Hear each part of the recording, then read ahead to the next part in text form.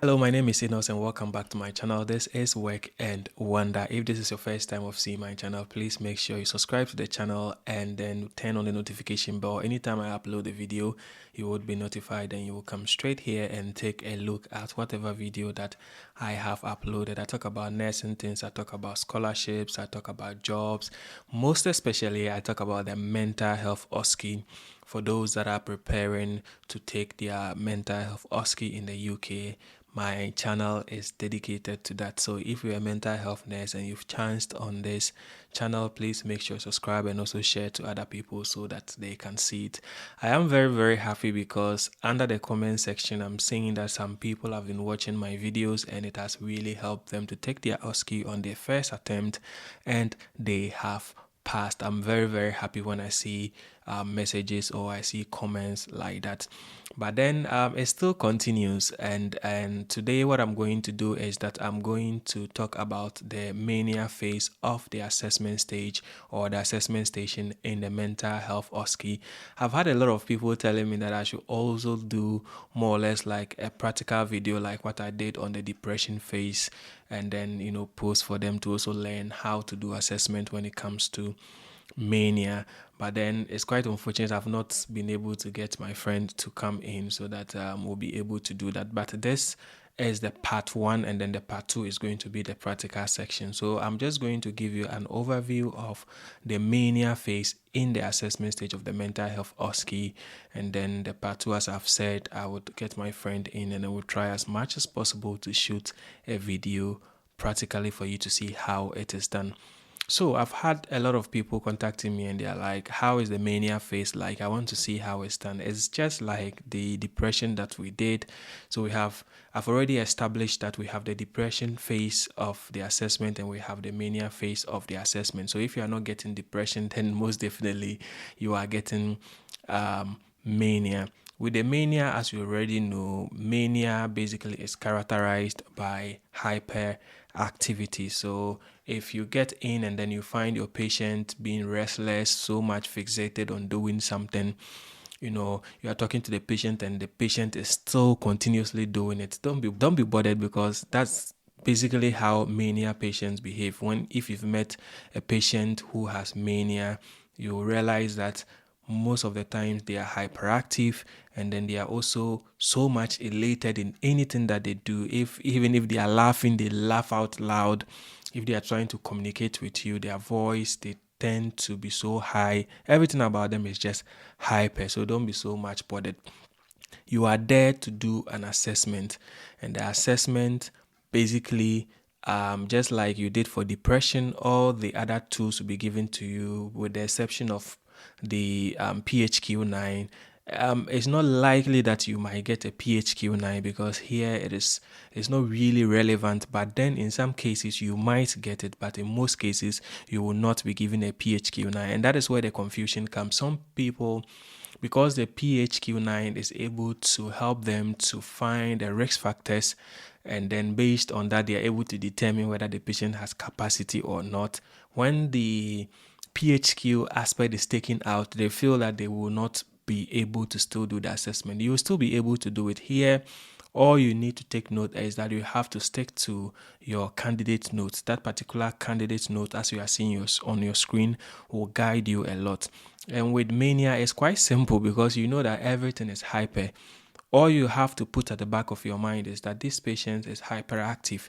And if the patient is hyperactive, what can it affect? It can affect the way they eat. They might not even have time to eat because they are so much hyperactive doing something else. They might not be able to sleep. They might not have time to even take care of their personal hygiene. So that is where you should be thinking towards. Once the patient is hyperactive, what can it affect? And once you think through this, you should be able to do your assessment very well. But one thing I want you to also note is that sometimes some patients that have mania might also have what we call the shiso affective. Shiso affective is also a disorder, mental health disorder, which is more or less like a combination of the symptoms of bipolar and then schizophrenia. So most especially mania, depression, and then psychosis.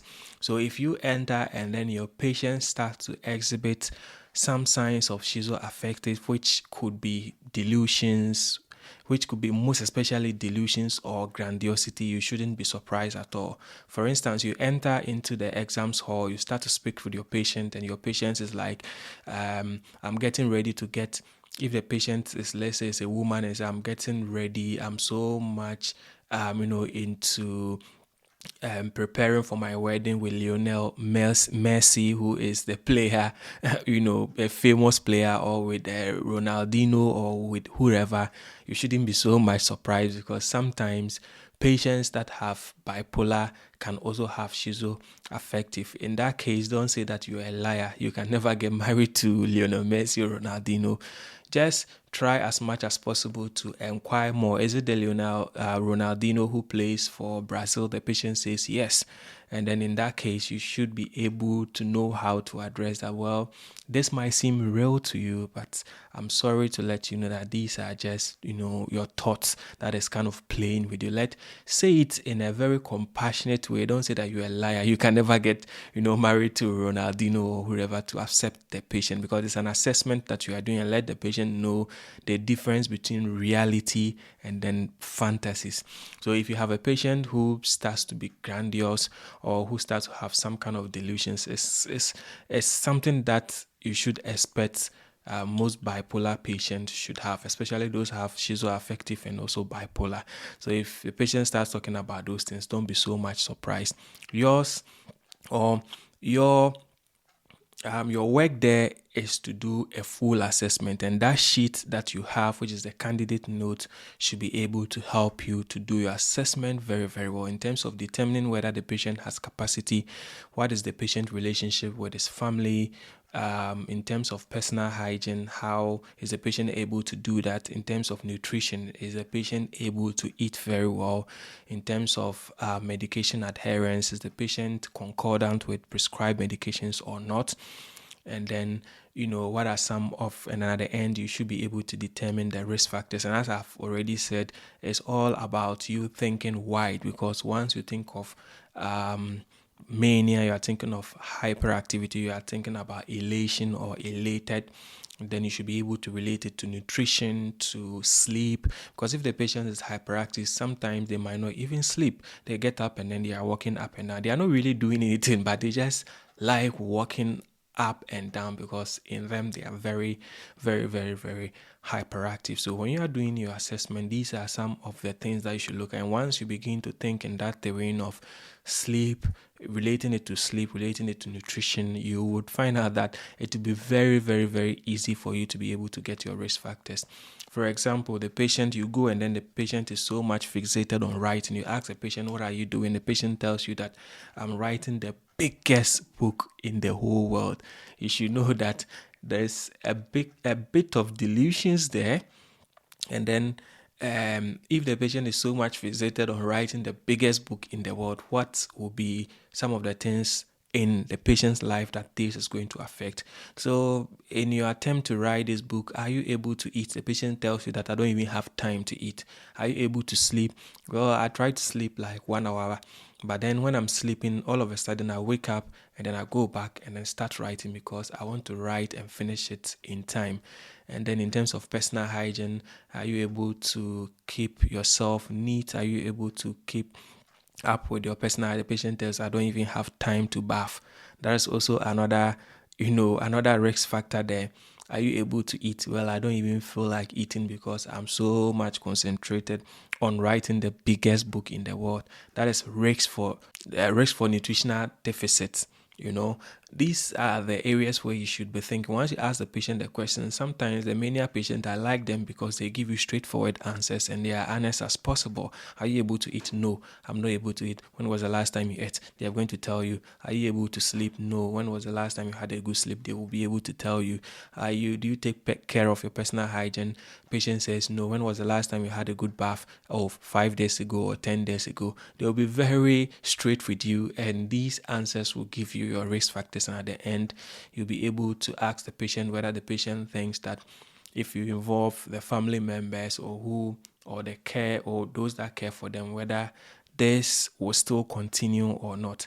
And if the patient says yes or no, you'll be able to determine whether the patient has capacity or not. Not forgetting that most of these mania patients might also have risk for injury as well, which could also be a risk because they will be moving up and down, and even if they have a cut on their leg or they have a cut on their hands, mostly they are not even bothered about it. So you as the nurse, when you go into the exam hall and you find out that there's plaster on the hands of the patient or on the feet of the patient or on the forehead, you should ask about it. What happened? The patient will tell you that, well, I was walking and I fell down, but it's nothing. Once the patient starts to tell you that this is nothing, then you should know that the patient is not even concerned about the cut or is not even concerned about the injury, and that is going to go on over and over and over again. And in this case, you should be able to know whether it will be good for you to suggest an admission to the patient or not. With mania, it's kind of open. It's not like the depression where there could be risks for self-harm, which is like suicide, where the patient keeps on saying, I'm going to hurt or I'm going to harm myself, I'm going to kill myself, I'm going to kill myself. And in that case, you have no choice but to do what? To suggest an admission or to admit the patient. But in mania, it's kind of open. Sometimes if you do your assessment and then you tell the patient the need for admission, the patient says yes. Or if you tell the patient that if I involve your family members or those that take care of you and they do A, B, C, D, I think this is going to help you. Do you think this is something you'll be able to go with? The patient will say yes. In that case, there is no need for you to admit the patient because the patient is open to accepting support and help from the family members. And then that's it. So with mania, it's kind of open. I can do an assessment for a mania patient and I will suggest an admission to the patient. The patient accepts it, and then somebody also comes to do an assessment, and based on the person's assessment, the person feels or thinks that the patient remaining on the community for continuity of care in the community is good for the patient, and the patient also says yes. So in this case, I might admit, but maybe me A might admit, but the person or the health worker B might think that the patient doesn't need an admission, and then the patient would also admit or accept, and the patient would also accept. So it basically depends on who is doing the assessment and what you focus on during your assessment. But all you should know is that you are doing a full assessment of the person's mental health, and then you are looking out for some risk factors, you are looking for capacities, and then you are also looking for some possible or potential problems that you can use to write your care plan in the planning station. It's as simple as that. So with that being said, I'll try as much as possible to get my friend in, and then I'll carve out a scenario, and then we'll use that to do it practically for you to see how the assessment of the mania phase is done. Well, that is the end of the video, and I'm very much happy that you stick to the end of the video. I've also seen that people are requesting for scenarios and what have you. I'm trying to put out a pamphlet, and then at the end I'll put it together, and then I'll put a link in the description where you can click on it and at least purchase it for some small amount to help support my channel.